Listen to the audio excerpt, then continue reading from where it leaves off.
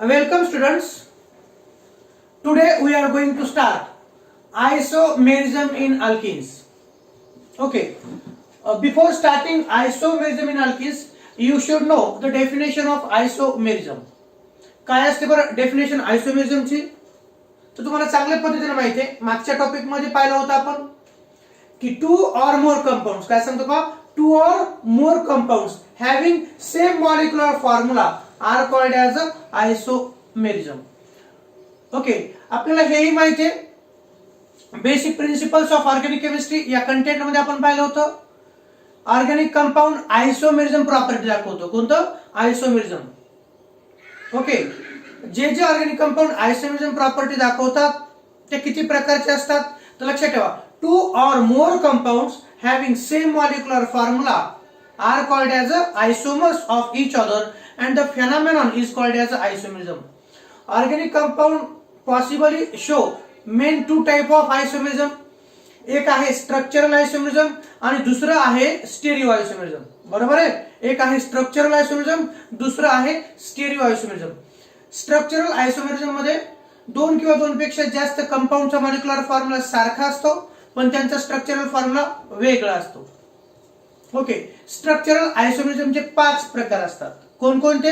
Chain isomerism, position isomerism, functional isomerism, metamerism आणि 5वा टाउटोमेरिझम. Structural आयसोमेरिझमचे किती प्रकार? 5 प्रकार. ते कोणते? Chain isomerism, position isomerism, functional isomerism, metamerism आणि टाउटोमेरिझम. तर इकडे स्टेरिओ आयसोमेरिझम म्हणजे काय तर two or more compounds having same molecular formula but the arrangement of atom or group of atom is different according to the spatial arrangement are called as stereo isomerism. Stereo आयसोमेरिझमचे किती प्रकार तर stereo आयसोमेरिझमचे 2 प्रकार. एक आहे geometrical isomerism जे आपल्याला आज पाहायचं आहे आणि दुसरं आहे ऑप्टिकल आयसोमेरिझम जे की तुम्हाला 12वीच्या सिलेबस मध्ये आहे. ओके, तर स्टेरिओ आयसोमेरिझमचा हा प्रकार आपण पाहिला होता मागं. तो कसा असतो? It is the isomerism which is due to the spatial arrangement of atom or group of atom. Atom किंवा ग्रुप ऑफ ॲटमची अरेंजमेंट वेगळी असेल तर त्यानुसार ते आयसोमेरिझम असतं. Okay, so today we are going to start isomerism in alkenes. Specific alkenes हे कोणत्या प्रकारचे आयसोमेरिझम दाखवतात तर पहा. आयसोमेरिझमची मी याच्यामध्ये तिसऱ्यांदा डेफिनेशन सांगतो. आयसोमेरिझम म्हणजे काय तर two or more compounds having same molecular formula are called isomers of each other and the phenomenon is called as isomerism. Alkenes show 3 type of isomerism. किती प्रकारचे? 3 प्रकारचे. पहा मी असं म्हणतोय alkenes show 3 types of isomerism. 3 types of isomerism. किती प्रकार? 3 types of isomerism. मग तुम्हाला प्रश्न पडला पाहिजे सर ते कोणते 3 प्रकार तर मेन 2 प्रकार आहेत त्याचे सब टाइप्स जे ते वेगवेगळे आहेत. तर alkenes shows 3 type of isomerism. ते कोणकोणते पहा तर पहिलं म्हणेल मी दे शो चेन आयसोमेरिझम. ते काय दाखवतात? पहिलं चेन आयसोमेरिझम दाखवतात. काय असतं ते आपल्याला पाहायचंय. चेन आयसोमेरिझम म्हणजे 2 किंवा 2 पेक्षा जास्त कंपाऊंडचा मॉलिक्युलर फॉर्म्युला सारखा असतो पण त्यांच्यामध्ये कार्बनची चेन ही वेगळी असते. एक्झाम्पल मी सांगणार. ओके, पहिला चेन आयसोमेरिझम. दुसरा आहे तो पोझिशन आयसोमेरिझम. दुसरा कोणता आयसोमेरिझम आहे तर पोझिशन आयसोमेरिझम आहे. आणि तिसरा म्हणेल मी जिओमेट्रिकल आयसोमेरिझम. कोणता? Geometrical isomerism. आणि जिओमेट्रिकल आयसोमेरिझम यालाच सिस ट्रान्स आयसोमेरिझम असं देखील म्हटलं जातं. सिस ट्रान्स आयसोमेरिझम असं देखील म्हटलं जातं. Alkane shows how many types of isomerism? Alkene shows 3 types of isomerism. पहिला कोणता आहे? चेन आयसोमेरिझम, दुसरा पोझिशन आयसोमेरिझम आणि तिसरा जिओमेट्रिकल आयसोमेरिझम. तर विद्यार्थी मित्रांनो चेन आयसोमेरिझम आणि position isomerism these both are the types of structural isomerism. हे कोणत्या मेन प्रकारचे प्रकार आहेत हे तर स्ट्रक्चरल आयसोमेरिझमचे चेन आणि पोझिशन हे 2 प्रकार आहेत. स्ट्रक्चरल आयसोमेरिझम लक्षात की आपण पाहिलं होतं ऑर्गॅनिक कंपाउंड आयसोमेरिझम दाखवतात एक स्ट्रक्चरल आयसोमेरिझम आणि दुसरा आपण पाहिलं होतं स्टेरिओ आयसोमेरिझम. स्ट्रक्चरल आयसोमेरिझमचे किती प्रकार? 5. त्यापैकी स्ट्रक्चरल आयसोमेरिझमचे चेन आणि पोझिशन या प्रकारचे आयसोमर्स हा अल्किन्स कंपाऊंड दाखवत असतो. आणि त्याचबरोबर तिसरा जो प्रकार आहे जिओमेट्रिकल आयसोमेरिझम, हा तिसरा प्रकार देखील अल्किन दाखवतो. आणि जिओमेट्रिकल आयसोमेरिझमलाच सिस ट्रान्स आयसोमेरिझम म्हटलं जातं. काय असतं त्याविषयी आपल्याला आज पाहायचंय. ओके, तर सगळ्यात महत्वाचं alkene show 3 type of isomerism. Type number 1 that is chain isomerism. Okay, थोडक्यात सांगतो, 2 किंवा 2 पेक्षा जास्त कंपाऊंडचा मॉलिक्युलर फॉर्म्युला सारखा असतो, पण त्यांच्यामध्ये असलेली चेन ही वेगळी असते, कार्बन स्केलेटन ही वेगळी असते. दुसरा पोझिशन आयसोमेरिझम, 2 किंवा 2 पेक्षा जास्त कंपाऊंड मध्ये मॉलिक्युलर फॉर्म्युला तोच असतो, पण फंक्शनल ग्रुपची पोझिशन मात्र वेगवेगळी असते. ओके, तो झाला पोझिशन आयसोमेरिझम. आणि तिसरा geometrical isomerism, arrangement of atom or group of atom across the carbon carbon double bond is same or different. मग काय असतं सेम असल्यावर? तर सेम असल्यानंतर सिस असतं आणि वेगळं असल्यानंतर ट्रान्स असतं. ओके, तर एक एक आपण पाहणार आहोत. काय पाहतो आपण? तर एक एक आयसोमेरिझमचा प्रकार पाहणार आहोत. ओके, आणि तुम्ही आता मग जिओमेट्रिकल आयसोमेरिझम कोणता प्रकार आहे? तर geometrical isomerism is a type of stereo isomerism. कोणाचा प्रकार आहे तो? तर स्टेरिओ आयसोमेरिझमचा प्रकार आहे. स्टेरिओ आयसोमेरिझमचा तो प्रकार आहे. ओके, एमसीक्यू साठी लक्षात ठेवा. आता एक एक आपण डिटेल मध्ये पाहूया. एक एक आपण काय करतो डिटेल मध्ये पाहूया. Okay, alkene show 3 type of isomerisms. Out of that we are focus on chain isomerism. कशावर फोकस करायचं आपल्याला? तर चेन आयसोमेरिझम वरती फोकस करायचे आहे. नंबर 1 चा प्रकार. नंबर 1 चा प्रकार टाकतो तुम्ही कोणता? तर chain isomerism. Chain isomerism in alkenes. कशामधला? तर अल्किन्स मधला. आता चेन आयसोमेरिझम म्हणजे काय ते इथे लिहितो definition. Two or more compounds. Two or more compounds having same molecular formula. काय असतं त्यांच्यामध्ये? 2 or more compounds. आता 2 अल्किनस हा. 2 or more compounds having same molecular formula but different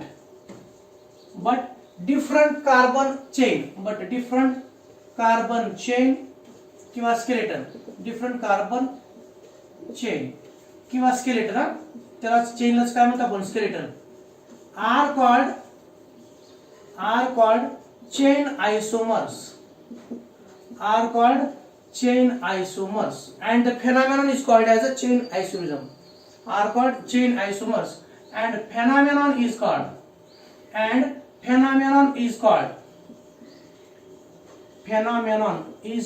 chain isomerism. And phenomenon is called chain isomerism. Okay, पहा example देतो. Example पहा. Example number 1. तर हे जे अल्किन्स असतात, ज्या अल्किन्स मध्ये 3 किंवा 3 पेक्षा जास्त कार्बन ॲटम असतात, हे मी असं म्हणलं की 3 पेक्षा जास्त कार्बन ॲटम असलेलेच अल्किन हे चेन आयसोमेरिझम दाखवतात. एक्झाम्पल नंबर 1 पहा. Molecular formula C4H8. molecular formula C4H8 shows following chain isomers.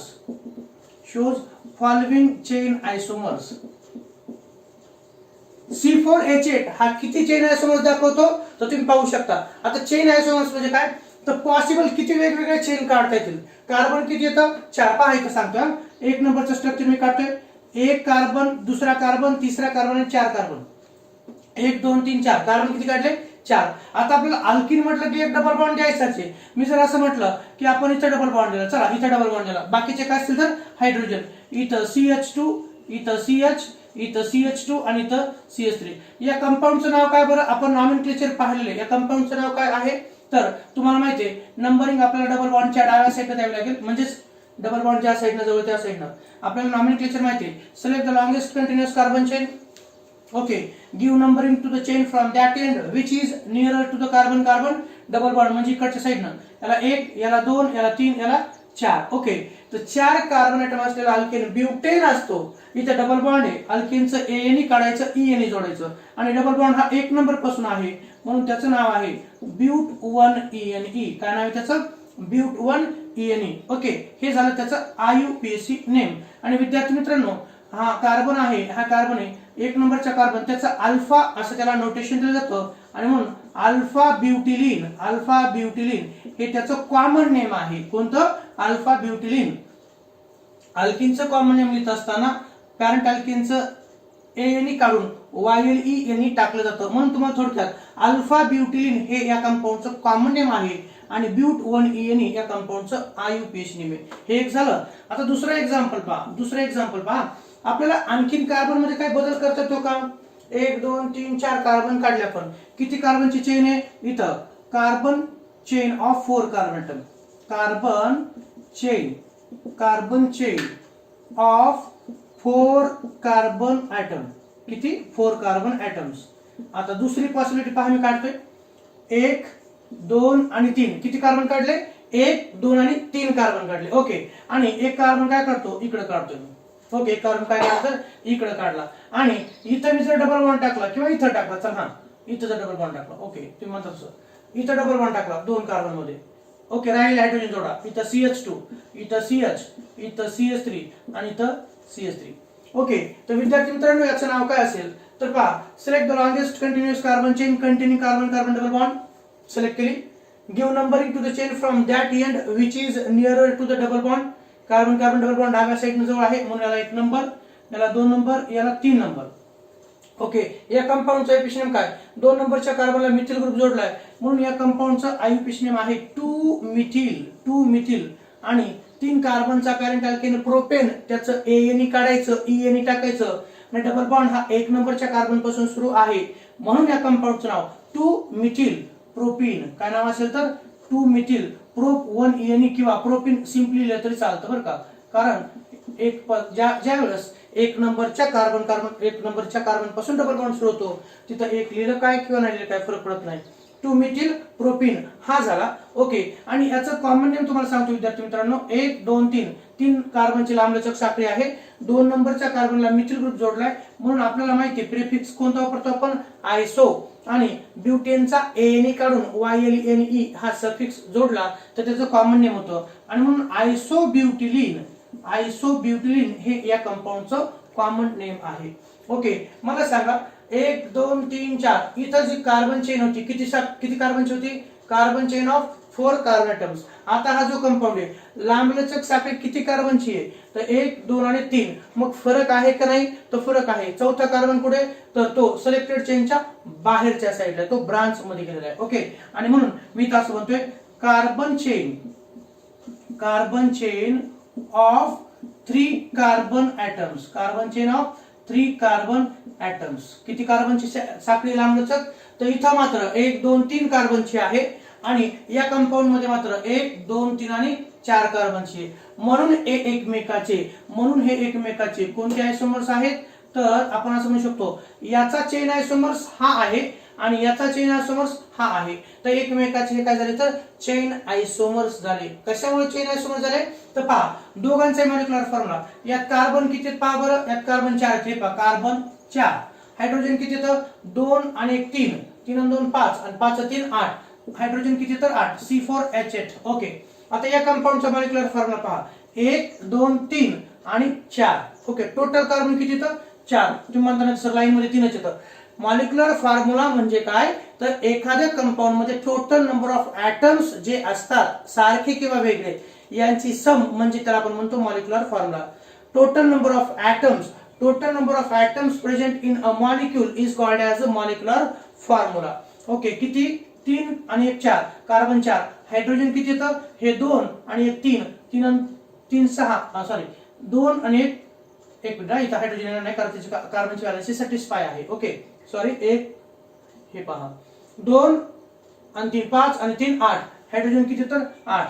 मग हे दोन्ही compound, this compound and this compound having same molecular formula but the carbon chain is different. In this compound longest carbon chain is of 4 carbon atom and this compound contain longest carbon of 3 carbon atom, 3 कार्बनची लांबलचक साखळी या compound मध्ये आहे आणि या compound मध्ये 4 ची आहे, म्हणून हे एकमेकांचे चेन आयसोमर्स आहेत. Okay, these two compounds having same molecular formula but the carbon chain is of different number, hence are called as a chain isomers of each other. पहा डेफिनेशन, हे किती कंपाऊंड येतं? हे दोन. Two or more compounds having same molecular formula but different carbon chain or skeleton are called as a chain isomers and the phenomenon is called as a chain isomerism. Okay, तुम्ही असं म्हणाल butene molecular formula C4H8 show two chain isomers. One is but 1-ene and another is 2-methyl-prop 1-ene. हे कोणते नाव आहेत? तर हे आहेत IUPAC name. हे कोणते नाव आहेत? तर हे आहेत IUPAC नेम. आणि अल्फा ब्युटिलिन हे त्याचं कॉमन नेम आहे. अल्फा ब्युटिलिन का? त्याचं कारण हा अल्फा ग्रीक भाषेमध्ये alpha, beta, gamma, delta. Okay, alpha म्हणजे 1 नंबरचा कार्बन, 1 नंबरच्या कार्बन पासून डबल बॉन्ड सुरू झाला आणि म्हणून ग्रीक लेटर अल्फा वापरलं. आणि अल्किनचं कॉमन नेम लिहित असताना पॅरेंट अल्किनचं ANE काढून त्याच्या ऐवजी YLENE जोडलं जातं, म्हणून अल्फा ब्युटिलिन हे त्याचं कॉमन नेम आहे. आणि इकडं या कंपाऊंडचं 2-methyl-prop 1-ene हे IUPAC नेम आहे. आणि सेकंड किंवा सेकंड लास्ट कार्बनला ज्यावेळेस एकच मिथिल ग्रुप जोडला असतो त्यावेळेस आपण प्रेफिक्स वापरतो आयसो. आणि टोटल कार्बन 4 आहेत म्हणून त्याचं नाव आहे butylene. Isobutylene is a common name of this compound. Okay, C4H8 show two chain isomers. One is this and another is this. Okay, now next example, look here. C5H10. आपल्याला माहिती आहे अल्किनचा molecular formula कसा असेल? Carbon 5 असतील तर hydrogen 10, कारण CnH2n असा तो जनरल मॉलिक्युलर फॉर्म्युला अल्किनचा आहे. म्हणून C5H10 shows following chain isomers. आता आपल्याला काढायचे तर किती असतील तर एक्झाम्पल पहा. C5H10 shows following chain isomers. आपण एक काढू, पहिलं असं स्ट्रक्चर काढूया. 1 2 3 4 5. ओके, काढलं. नंतर इथं डबल बॉन्ड टाकून देऊ आपण. एक डबल बॉन्ड तर कंपल्सरी टाकण्याचे आपल्याला अल्किन म्हटल्यानंतर. ओके, नंतर इथं जोडतो मी CH2, इथं CH, इथं CH2, इथं CH2 आणि इथं CH3. ओके, हा एक कंपाऊंड झाला. ओके, अगोदर स्ट्रक्चर काढू आपण. हा एक झाला कंपाऊंड. ओके, ठीक आहे. त्यानंतर आपल्याला नाव देऊ. आता लॉंगेस्ट चेन सिलेक्ट करू. Select the longest continuous carbon chain containing double bond. Then give numbering to the chain from that end which is nearer to the carbon double bond. डाव्या साइडने जवळ आहे म्हणून याला 1 2 3 4 आणि 5. 5 कार्बन ॲटम असलेला alkane pentane, त्याचं ANE काढायचं, ENE जोडायचं आणि डबल बॉन्ड कुठून सुरू झाला? 1 नंबरच्या कार्बन पासून. आणि म्हणून याचं IUPAC नेम पेंट 1-ene आहे. काय विद्यार्थी मित्रांनो? पेंट 1-ene हे या कंपाऊंडचं IUPAC नेम आहे. आता दुसरा कंपाऊंड पहा. दुसरा कंपाऊंड काढतो मी. यात आपल्याला काही बदल करता येईल का कार्बनच्या चेन मध्ये? जसे इथे 4 कार्बनची साखळी काढली होती, इकडे 3 काढली, तशी पॉसिबिलिटी इथं आपल्याला आहे का? तर नक्कीच आहे. आपण काय करूया तर 4 कार्बनची लांबलचक साखळी काढूया. 1 2 3 आणि 4. आणि एक काय करू आपण इकडे मिथिल ग्रुप जोडून देऊया. ओके, पहा 1 2 3 4 कार्बन ॲटम सरळ घेतले आणि एक मिथिल ग्रुप वरी टाकला. ठीक आहे, इथे डबल बॉन्ड टाकून देऊ आपण. इकडे जसं आहे तसं इथे डबल बॉन्ड टाकून दिला. नंतर हायड्रोजन पहा, इथं CH2 double bond carbon. Okay, इथं एक H, इथं एक H आणि इथं CH3. ओके, पहा का कार्बनची किती लांबलचक साखळी आहे? 1 2 3 आणि 4. ओके, तर इथे पहा select the longest continuous carbon chain. Select the longest continuous carbon chain select केली. नंबरिंग ज्या साइडने डबल बॉन्ड आहे त्या साइडने नंबरिंग द्यायची, म्हणजे डाव्या साइडने नंबरिंग जवळ आहे. याला 1, याला 2, याला 3, याला 4. ओके, 4 कार्बनची लांबलचक साखळी आहे आणि हा 3 नंबरच्या कार्बनला मिथिल ग्रुप जोडलाय म्हणून या कंपाऊंडचं नाव आहे 3-methyl but 1-ene. 3-methyl but 1-ene हे या कंपाऊंडचं IUPAC नेम आहे. बरं, आणखीन काही आपल्याला बदल करता येईल का? तर आपल्याला आणखीन काय बदल करता येईल का पहा बरं. जर समजा आपण म्हटलं एखादं पॉसिबल स्ट्रक्चर काढायचंय 5 कार्बनचं, 1 2 3. ओके, असं जर केलं आपण आणि असं जर केलं तर नाही होत ना, कारण कार्बनची व्हॅलेन्सी किती असते? Carbon has its tetra valency. कार्बनची व्हॅलेन्सी किती असते? तर 4 असते. म्हणजे हे एक एक्झाम्पल झालं, हे दुसरं झालं. आणखीन आपल्याला वेगळं स्ट्रक्चर काढता येतं का? येतं का काढता स्ट्रक्चर आपल्याला? पहा बरं, 5 कार्बनची चेन, इथं 5 कार्बनची काढली, इकडे किती काढली आपण? 4. याच्या व्यतिरिक्त आपल्याला 3 कार्बनची चेन काढता येईल का? तोच प्रयत्न केला होता आपण. असं केलं होतं की कार्बन कार्बन कार्बन, ओके, आणि नंतर वरती कार्बन खाली कार्बन टाकला, पण कार्बनची व्हॅलेन्सी 4 आहे. कार्बनची व्हॅलेन्सी किती आहे? तर 4 आहे. आणि म्हणून आपल्याला असं जर डबल बॉन्ड जोडला तर कार्बनची व्हॅलेन्सी 5 व्हायली. मग याच्या व्यतिरिक्त आपल्याला 3 कार्बनची स्केलेटन काढता येते का? किंवा 4 कार्बनची स्केलेटन काढता येते का? फक्त एवढंच आपण करू शकतो, एवढंच आपण करू शकतो. CH2 कार्बन, CH3, CH2 आणि CH3 आपण असं करू शकतो. ओके, ही 5 कार्बनची, ही 4 कार्बनची आणि ही 4 कार्बनची आहे. याचं नाव काय असेल तर आपण पाहूया. दोघांचं नाव बाकी राहिलं. हा, ट्रिमिथिल ब्युटोनिन. इथं select the longest continuous carbon chain. एक चेन सिलेक्ट केली आपण, नंबरिंग द्यायचे. ह्याला 1, याला 2, याला 3, याला 4. मग याचं नाव काय येईल? तर 2 नंबरच्या कार्बनला मिथिल जोडलाय म्हणून 2 मिथिल. ओके, आणि 4 कार्बन असलेला पॅरेंट अल्केन ब्युटेन आहे. डबल बॉन्ड 1 नंबर पासून सुरू झाला म्हणून 2 मिथिल ब्यूट 1ENE हे या कंपाऊंडचं IUPAC नेम आहे. तर टोटल जर किती चेन आयसोमर्स असतील तर पहा विद्यार्थी मित्रांनो. आता पेंट 1ENE हा जो आहे यात किती कार्बनची लांबलचक साखळी आहे? 5 कार्बन ॲटम. ओके, मी ते लिहितोय. longest chain of 5 carbon atoms. longest chain of 5 carbon atoms. इथं सांगा longest chain किती कार्बनची आहे? लांबलचक साखळी किती कार्बनची आहे?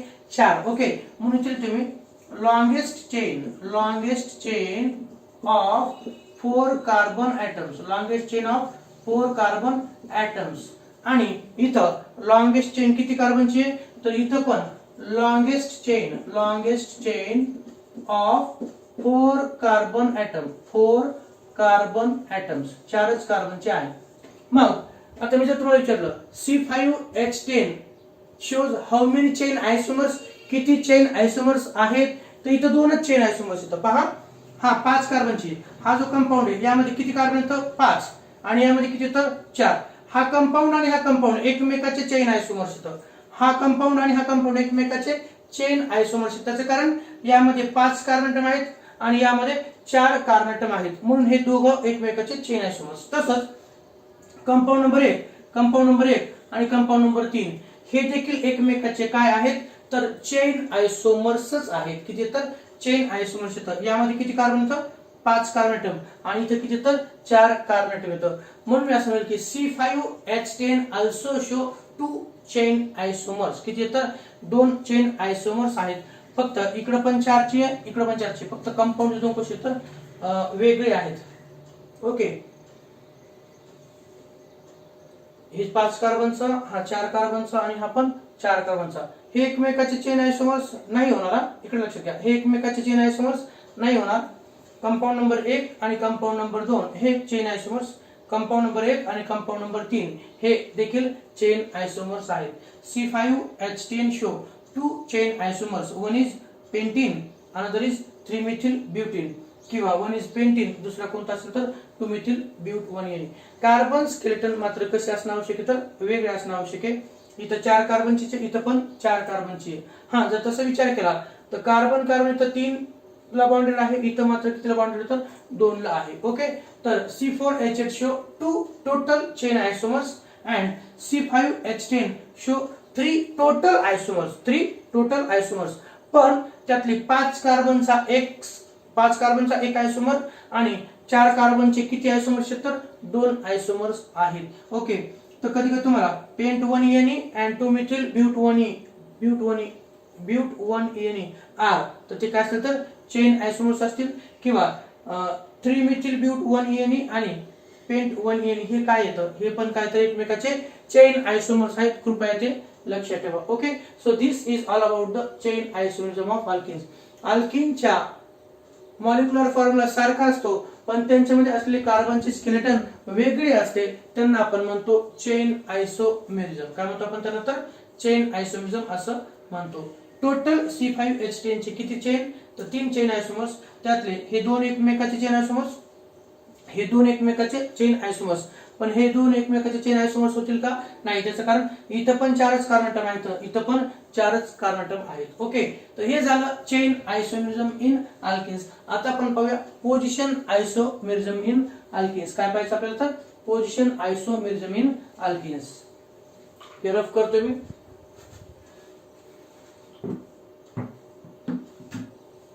हे पाहून घेऊया. नाव नेक्स्ट एक झाला chain isomerism.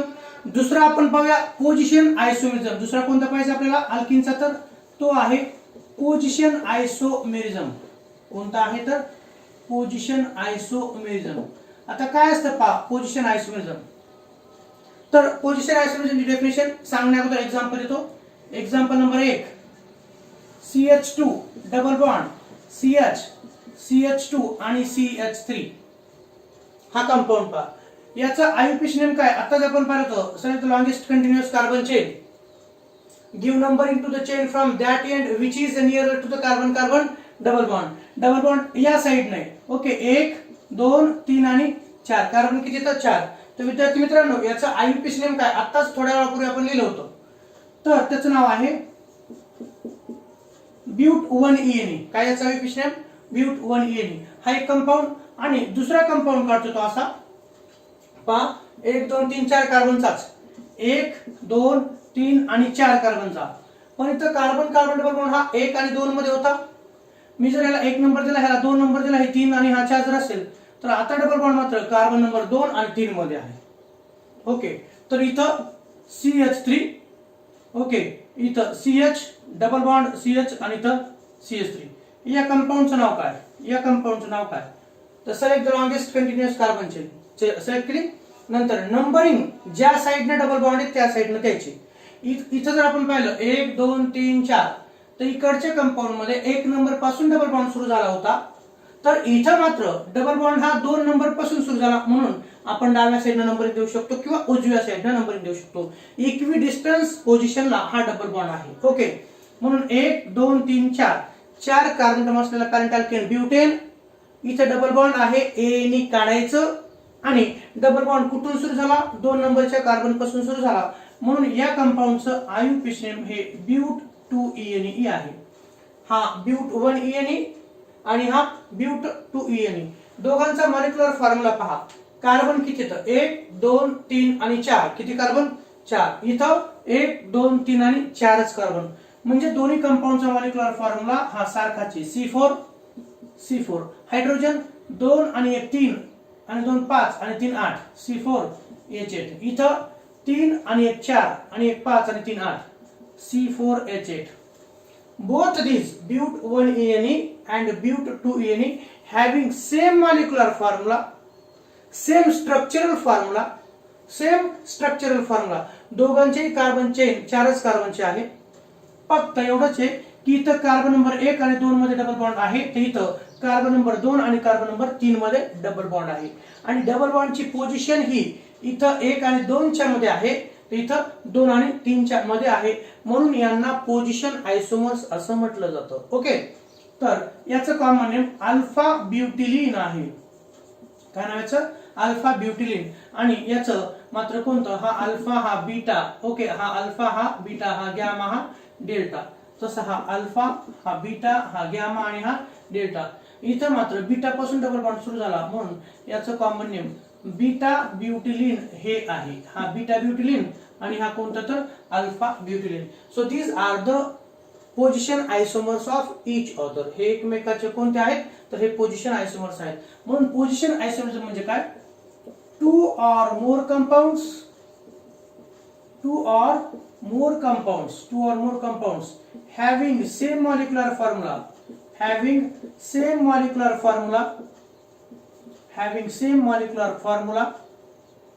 but different position of functional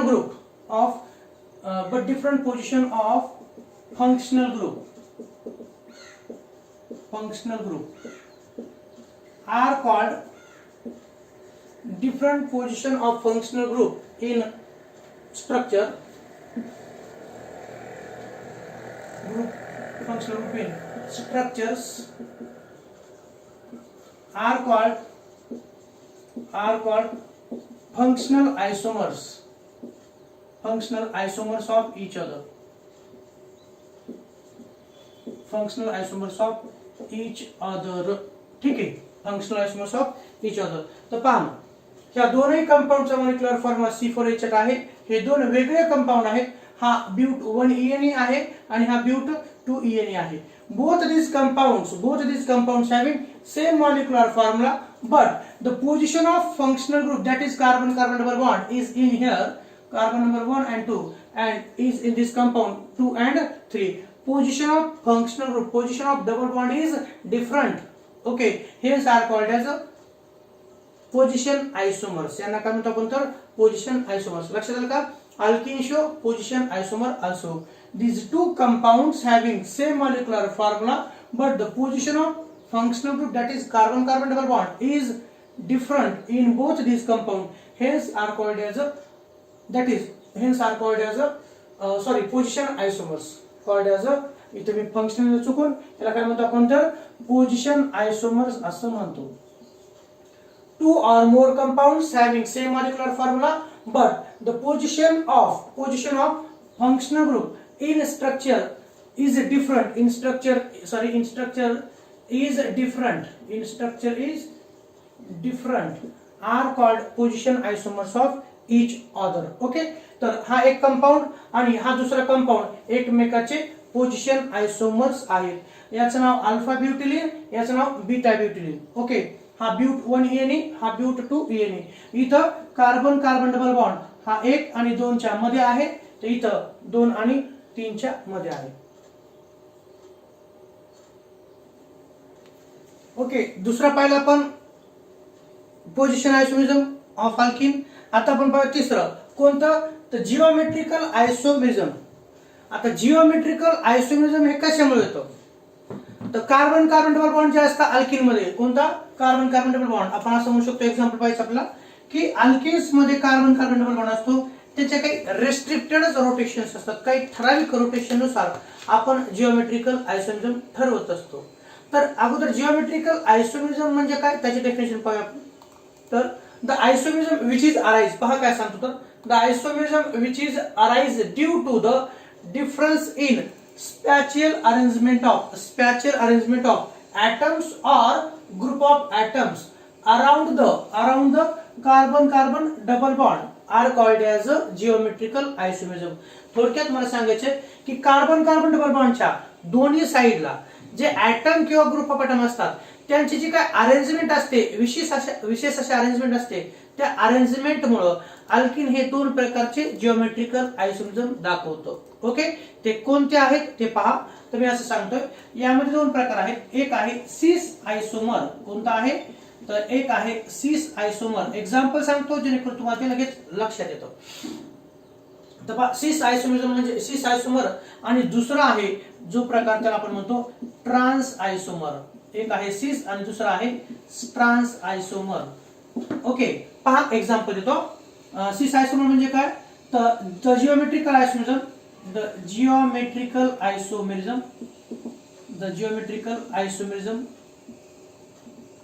in which two identical, पाहायचं, in which two identical याचा अर्थ काय, सारखे. two identical or ब्रॅकेट मध्ये तुम्ही सेम, तुमच्या लक्षात येण्यासाठी, or same atoms or group of atoms lie म्हणजे प्रेझेंट, म्हणजेच काय प्रेझेंट. lie म्हणजे तुमच्या लक्षात येण्यासाठी present on the same side of double bond are called cis isomer. Example पाहता, एक्झाम्पल देतो. Molecular formula C4H8. कोणता मॉलिक्युलर फॉर्म्युला, C4H8. पहा इथे विद्यार्थी मित्रांनो, हा कार्बन डबल बॉन्ड काढला. कोणता काढला मी, कार्बन डबल बॉन्ड. C4H8 मध्ये कार्बन 4 असतात, हायड्रोजन देखील 8 असतात. ओके, हा कार्बन कार्बन डबल बॉन्ड काढला. मी असे काढतो, इकडच्या साईडनं याला मी CH3 जोडतोय, इकडच्या साईडनं मी याला H जोडतोय. ओके, त्याचबरोबर इकडच्या साईडनं मी CH3 जोडतोय, इकडच्या साईडनं मी H जोडतोय. दिसते तुम्हाला? क्लिअर कट दिसते का? पहा, हा कार्बन कार्बन डबल बॉन्ड आहे. हा कोणता आहे? हा कार्बन कार्बन डबल बॉन्ड आहे. आणि मी जर अशी उभी रेष जर ओढली, तर पहा, हा कार्बन कार्बन डबल बॉन्ड आहे. त्याच्या राईट साईडला कोणते ऍटम्स आहेत किंवा ग्रुप ऑफ ऍटम्स? तर हा एक CH3 ग्रुप आहे आणि हा दुसरा CH3. हे दोन्ही कसे येतात? सारखे येतात. कोणत्या? एकाच साईडला आहेत कार्बन कार्बन डबल बॉन्डच्या. ओके, सेम साईडला. मग सिस आयसोमर म्हणजे काय? तर सिसचा अर्थ काय? तर सेम. सिसचा अर्थ काय? तर सेम असं म्हणायचं असतं. दोन सारखे ऍटम किंवा ग्रुप ऑफ ऍटम हे कार्बन कार्बन डबल बॉन्डच्या एकाच साईडला असतील तर त्या प्रकारच्या आयसोमरला सिस आयसोमर असं म्हणायचं असतं. सिसचा अर्थ काय? सिसचा अर्थ मी सांगतोय सेम. काय? तर सेम. ओके, तर द जिओमेट्रिकल आयसोमरिझम, काय डेफिनेशन लिहिली पहा मी? The geometrical isomerism in which two identical, दोन सारखे, टू आयडेंटिकल ऍटम्स, दोन ऍटम्सही असू शकतात जसे हे दोन सारखे atoms, two identical atoms or group of atoms lie चा अर्थ प्रेझेंट, लाई म्हणजे present on the same side of the carbon carbon double bond, same side of the carbon carbon double bond are called as a cis isomer. तर मी असं सांगतोय C4H8 हा जो compound काढलाय, हा कंपाऊंड काढलाय, या कंपाऊंडचा आयुपेशन काय विद्यार्थी मित्रांनो? पहा, मी असं म्हणतोय लांबलचक साखळी किती कार्बनची आहे? तुम्हाला नॉमेनक्लेचर माहिती आहे, 1 2 3 आणि 4. ओके, नंबरिंग डबल बॉन्ड ज्या साईडनं जवळ त्या साईडनं. ओके, 1 2 3 आणि 4. तर याचं नाव आहे विद्यार्थी मित्रांनो ब्यूट 2ENE. काय आहे याचं नाव? तर ब्यूट 2ENE हे त्याचं नाव आहे. काय का याचं नाव? काय? ब्यूट 2ENE. आणि हे दोन हायड्रोजन ऍटम येतात, हे दोन हायड्रोजन ऍटम येतात. हे कसे येतात? दोन सारखे हायड्रोजन ऍटम कोणत्या साईडला आहेत? हे लेफ्ट साईडला येतात. कोणत्या? कार्बन कार्बन डबल बॉन्डच्या डाव्या साईडला दोन सारखेच हायड्रोजन ऍटम आहेत. आपल्याला कोणतेही दोन सारखे ऍटम किंवा कोणतेही दोन ग्रुप ऑफ ऍटम सारखे असतील तर त्यांच्याशी आपल्याला रिलेशन लावायचे. ओके, तर इथं आपण असं म्हणू शकतो हे दोन हायड्रोजन ॲटम कार्बनच्या कार्बन कार्बन डबल बॉन्डच्या डाव्या साईडला आहे, याला पण आपण सिस म्हणू शकतो. किंवा आपण दुसरी पॉसिबिलिटी, हे दोन सारखे मिथिल ग्रुप येतं, हे राईट साईडला येतं. हे कसे येतं? राईट साईडला.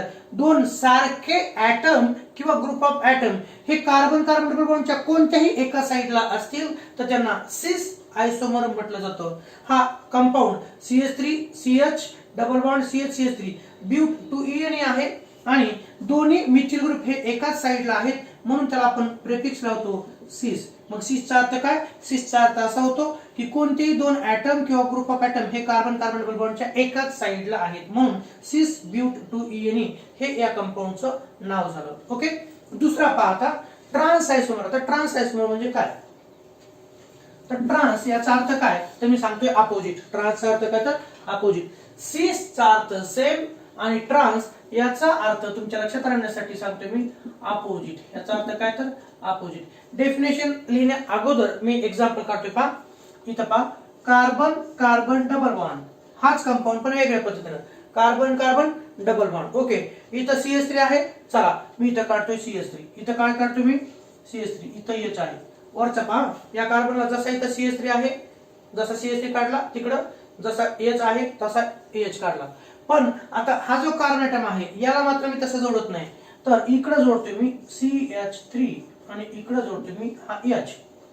ओके, आता पहा हा कोणता बॉन्ड आहे? हा कार्बन कार्बन डबल बॉन्ड आहे. कार्बन कार्बन डबल बॉन्डच्या साईडने जर आपण अशी लाईन ओढली, डबल बॉन्ड वरती जर लाईन ओढली, ओके ही अशी लाईन ओढली, तर हा कोणता ग्रुप आहे? हा मिथिल ग्रुप आहे. आणि हा कोणता ग्रुप आहे? Methyl group. दोन्ही कसे येतात? सारखे येतात. दोन्ही कार्बन कार्बन डबल बॉन्डच्या एकाच साईडला आहेत का? नाही. एक हा इकडच्या साईडने आणि दुसरा हा इकडच्या साईडने. मग या पोझिशनला काय म्हणतो आपण?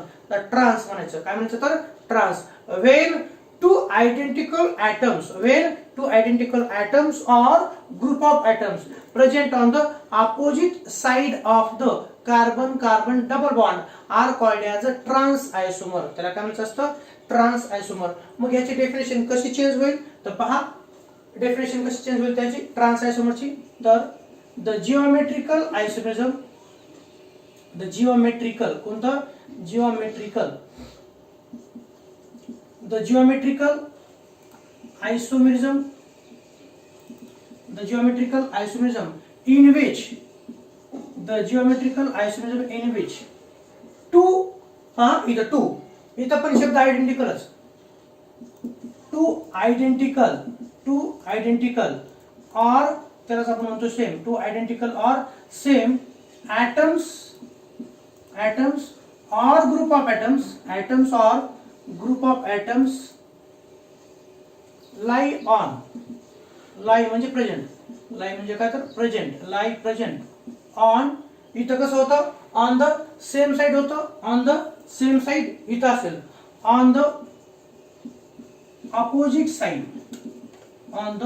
opposite side of carbon double bond on the opposite side of carbon double bond are called trans isomer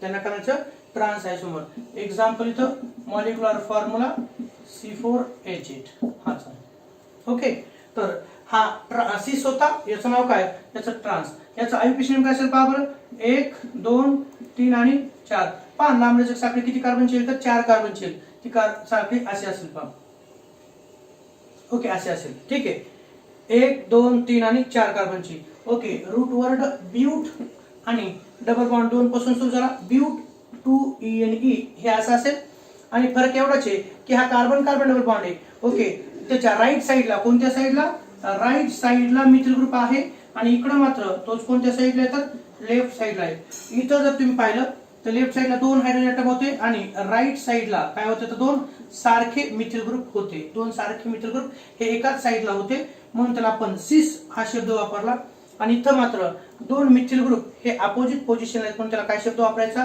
तर त्याला शब्द वापरायचा ट्रान्स काय वापरायचा तर ट्रान्स ब्यूट 2ENE तर लक्षात ठेवा हा मोर स्टेबल असतो trans is more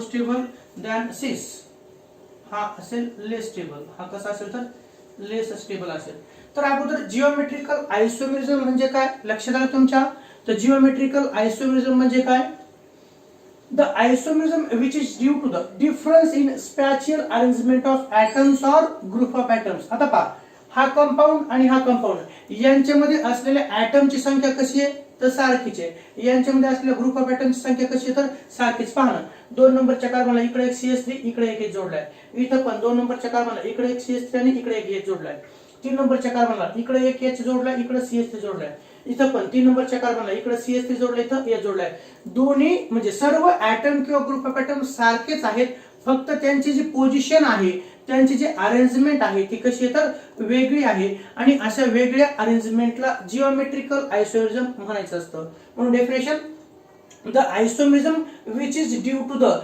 difference in spatial arrangement of atom or group of atom in a molecule or in a structure around the carbon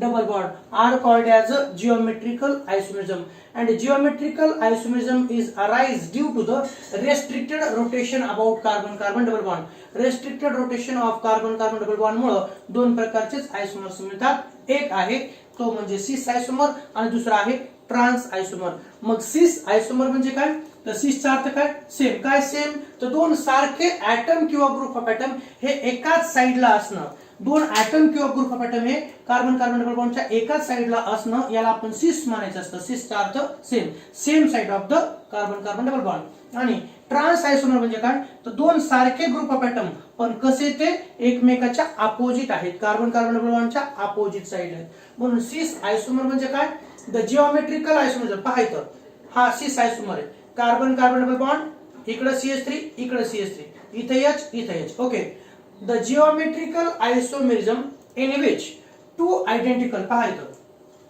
the geometrical isomerism in which two identical दोन सारखे two identical atoms ते कधी atoms असू शकतात हे दोन atoms आहेत आणि हे दोन group of atoms the geometrical isomerism in which two identical atoms or group of atoms lie on the same side of the double bond are called as a cis isomer या कंपाऊंडला cis ब्यूट 2ENE का म्हटलं त्याचं कारण हा carbon double bond आहे आणि carbon double बॉन्डच्या कोणत्याही एका साईडला, ह्या राईट साईडला दोन मिथिल ग्रुप हे कसे येतात, सारखे आहेत, किंवा दोन हायड्रोजन ॲटम हे कसे येतात, सारखे, म्हणून शब्द कोणता तर सिस. Cis meaning same.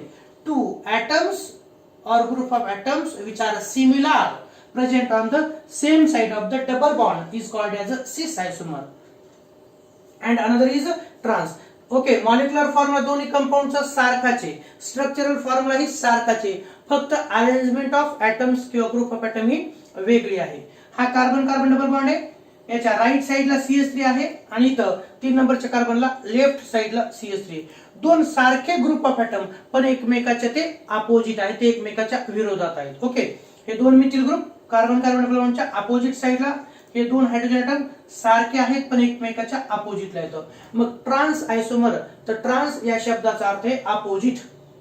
ट्रान्सचा अर्थ काय तर अपोजिट. ओके, आणि डेफिनेशन अशी, the geometrical isomerism in which, the geometrical isomerism in which two identical, याचा अर्थ सारखे, two identical or same atoms or group of atoms lie on the opposite side of carbon carbon double bond are called as a trans isomer, and hence but2Ne this is a trans isomer. आणि या compound मध्ये carbon carbon double बॉन्डच्या एका साइडला methyl आहे, इथं दुसऱ्या साइडला देखील मिथिल आहे. दोन सारखे ॲटम किंवा ग्रुप ऑफ ॲटम ज्यावेळेस कार्बन कार्बन डबल बॉन्डच्या अपोजिट साइडला असतात त्यावेळेस त्या आयसोमरला ट्रान्स आयसोमर असं म्हटलं जातं. ओके, दोनही कंपाऊंडचा मॉलिक्युलर फॉर्म्युला C4H8 आहे, पण त्यांच्यामध्ये असलेल्या ॲटम किंवा ग्रुप ऑफ ॲटमचे अरेंजमेंट ही वेगळी आहे आणि म्हणून यांना आपण एकमेकाचे जिओमेट्रिकल आयसोमर्स असं म्हणतो.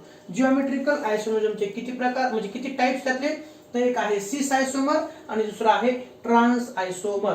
सिस आयसोमर याचा अर्थ कार्बन कार्बन डबल बॉन्डच्या एकाच साइडला दोन सारखे ग्रुप ऑफ ॲटम असणं किंवा दोन सारखे ॲटम असणं याला आपण सिस आयसोमर म्हणतो. तर ट्रान्स आयसोमर्स मध्ये कार्बन कार्बन डबल बॉन्डच्या अपोजिट साइडला दोन सारखे ॲटम्स किंवा दोन सारखे ॲटम्स किंवा दोन सारखे ग्रुप ऑफ ॲटम्स हे अपोजिट साइडला असणं याला आपण ट्रान्स आयसोमर असं म्हणतो. कृपया एवढं लक्षात ठेवा. आणि सिस आयसोमर पेक्षा ट्रान्स आयसोमर हे जास्त स्टेबल असतं, कारण त्याचं असतं की maximum symmetry and minimum repulsion. Due to the maximum symmetry and minimum repulsion trans isomer is more stable, it is extra stable. आता म्हणतात सर मॅक्झिमम रिपल्शन आणि मिनिमम मॅक्झिमम सिमेट्री कशी, तर पाहा ह्या कार्बनच्या इकडच्या साईडला CH3, इकडच्या साईडला CH3, इथं म्हणजे बॅलन्स आहे. हे कसं आहे तर बॅलन्स. इकडच्या साईडने एक मिथिल ग्रुप, इकडच्या साईडने एक मिथिल ग्रुप, इकडच्या साईडने एक H, इकडच्या साईडने दुसरा H. तसं इथं दोन्ही मिथिल एकाच साईडला, दोन्ही हायड्रोजन एका साईडला, म्हणून हे अनबॅलन्स आहे. Okay, so please once focus this. Okay, एकदा हे ऑब्झर्व करा. तर ट्रान्स आयसोमर हा मोर स्टेबल आहे सिस पेक्षा. ओके, हा सिस ब्यूट2Ne आणि हा ट्रान्स ब्यूट2Ne. तर एवढंच मला सांगायचं की याचा बॉइलिंग पॉईंट किती आहे, तर याचा बॉइलिंग पॉईंट आहे 277 केल्विन. हा जो सिस ब्यूट2Ne आहे त्याचा बॉइलिंग पॉईंट 277 केल्विन आहे, आणि हा जो ट्रान्स आहे त्याचा बॉइलिंग पॉईंट जो आहे तो आहे 274 केल्विन. आणि लक्षात ठेवा, सिस आणि ट्रान्स आयसोमर होत असताना ही जी पोझिशन आहे ग्रुप ऑफ ॲटमची ही काय झालेली आहे, चेंज झालेली आहे. Due to the different position of atom or group of atom in a geometrical isomerism, there is a small variation in their physical properties. Cis trans जे एकमेकाचे असतात तर यांच्या कोणकोणत्या प्रॉपर्टी मध्ये थोडासा बदल झालेला असतो, तर यांची सोल्युबिलिटी थोडीशी बदललेली असते, यांची सोल्युबिलिटी. नंतर यांचा मेल्टिंग पॉइंट, कोणता पॉइंट, यांचा मेल्टिंग पॉइंट थोडासा बदललेला असतो. त्याचबरोबर यांचा बॉइलिंग पॉइंट थोडासा बदललेला असतो. मला एवढं सांगायचंय, due to the difference in the position of atom or group of atom in a geometrical isomerism, there is a slightly change in their physical properties like solubility, melting point, boiling point, density and remaining all. Okay, so this is all about the geometrical isomerism. Okay, and geometrical isomerism म्हणजे काय, तर the isomerism which is arise due to the spatial arrangement of atom or group of atom is called as a geometrical isomerism. Okay, it is due to the restricted rotation of carbon carbon double bond in alkene. Okay, geometrical isomerisms are of two types. One is a cis आयसोमर, another is a trans आयसोमर. सिस आयसोमर याचा अर्थ, सिसचा अर्थ काय, same. ज्यावेळेस carbon carbon double बॉन्डच्या एकाच साईडला, कोणत्याही एकाच साईडला सारखे ऍटम्स किंवा सारखेच ग्रुप ऑफ ऍटम्स असतात त्याला सिस आयसोमर म्हटलं जातं. इंग्रजीमध्ये the geometrical isomerism in which two same atoms or two same group of atoms lie on the same side of the carbon carbon double bond are called as a cis isomer. मी जर अशी रेषी ओढली तर ह्या carbon carbon double बॉन्डच्या right साइडला दोन methyl group हे सारखे आहेत आणि ते एकाच साइडला म्हणून सिस आयसोमर. आपल्याला फक्त दोन ऍटम्स किंवा दोन ग्रुप ऑफ ऍटम्स सारखे असणं आवश्यक आहे, चारही असणं आवश्यक का नाही. ओके. आणि ट्रान्स आयसोमर म्हणजे काय, तर आपण पाहिले ज्यावेळेस कार्बन कार्बन डबल बॉन्डच्या अपोजिट साइडला, पहा, ज्यावेळेस कार्बन कार्बन डबल बॉन्डच्या अपोजिट साइडला दोन ग्रुप ऑफ ऍटम सारखे किंवा दोन ऍटम सारखे असतात यांना आपण ट्रान्स आयसोमर म्हणतो. ओके. इंग्रजीत सांगतोय the geometrical isomerism in which two same atoms or two same group of atoms lie on the opposite side of the carbon carbon double bond are called as a trans isomer. हा जर carbon carbon double bond असेल तर याच्या right साइडला methyl group आहे वरच्या साइडनं आणि तर लेफ्ट साइडला मिथिल ग्रुप आहे. ओके.